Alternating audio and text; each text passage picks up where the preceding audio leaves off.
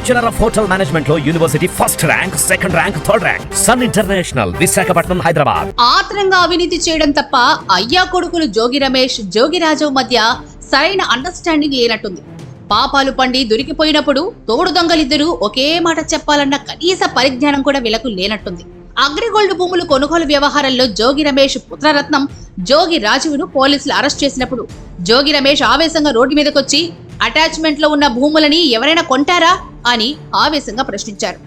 ఈ వైసీపీ వాళ్ల బుద్ధులు తెలియని వాళ్ళు ఎవరైనా సరే జోగి రమేష్ ఆవేశం చూశారంటే మాత్రం తండ్రి కొడుకులిద్దరూ అమాయక చక్రవర్తులు అని పొరపడే అవకాశం ఉంటుంది.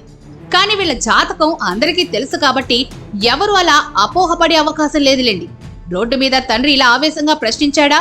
పోలీసుల కస్టడీలో ఉన్న జోగి రాజు తన దగ్గరికి వచ్చిన మీడియా ప్రతినిధులతో అందరూ కొన్నట్టే మేము కొన్నాం, ఇందులో తప్పేంటి అని అమాయకంగా ప్రశ్నించాడు. జోగి రమేష్ తన కొడుక్కి అవినీతి ఎలా చేయాలో నేర్పించాడు గాని దొరికిపోయినప్పుడు ఎలా మాట్లాడాలో చిలక పలుకుల్లాగా నేర్పించినట్టు లేడు. అసలు ఇంతకీ ఏంటి అగ్రిగోల్డ్ భూ కబ్జా భాగాతం? సింపుల్ గా చెప్పాలంటే అగ్రిగోల్డ్ స్కామ్ కి సంబంధించిన భూమి సర్వే నంబర్ 87. ఈ సర్వే నంబర్ లో భూమి అటాచ్మెంట్ లో ఉంది కాబట్టి దీన్ని ఎవరు కొనడానికి వీల్లేదు. మన జోగి రమేష్ ఏం చేశాడంటే 87వ సర్వే నంబర్ పక్కనే ఉన్న ఎలాంటి వివాదాలు లేని 88 సర్వే నంబర్ లో భూమిని కొన్నాడు. ఆ తర్వాత కొద్ది రోజుల తర్వాత సర్వే నంబర్ తప్పు పడింది అంటూ 88వ నంబర్ ని 87వ నంబర్ గా మార్చేసుకున్నాడు.